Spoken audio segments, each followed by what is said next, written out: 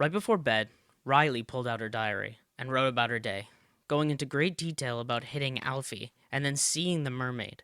Her father may not have believed her, but she knew she'd seen something. When she finished, she closed her diary, sealed it in the watertight bag they used for precious things on board, and put it in the small sliding cupboard mounted above her bunk, turning off the light. She rolled onto her side and thought about the mermaid as she drifted off to sleep. The acrid smell of burning toast woke Riley. She dressed quickly and left her cabin to find the passage filled with gray smoke.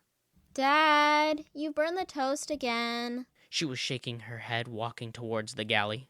I wish he wouldn't cook. He burns everything. Riley was surprised to find it empty. The table was set for 4, and orange juice had been poured in 4 glasses. On the stove was a frying pan filled with burning scrambled eggs. Turning off the heat, Riley reached for the toaster and popped out the charcoaled slices of bread. Dad! She called as she opened one of the portholes to clear the smoke. Aunt Mary? Receiving no answer, Riley left the galley and climbed up the wooden steps onto the deck. The wind was up and whipping back her hair. Looking around, she saw her father was at the helm and her aunt was standing beside him. They were both gazing forward with fear on their faces. Andrew, turn us around now. Get us out of here.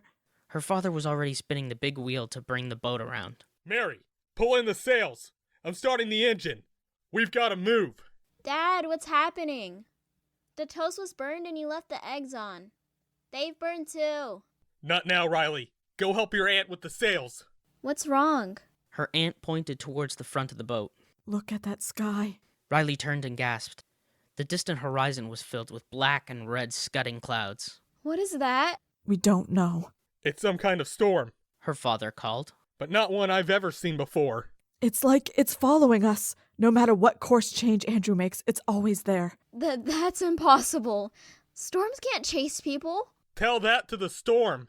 Riley had been taught how to work the sails by her father, but it was hard as they had to fight the growing winds that kept filling them.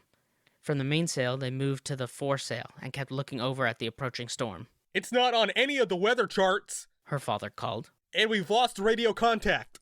Riley heard fear edging his voice. She was already feeling it in her stomach. Riley, go below and get Alfie up.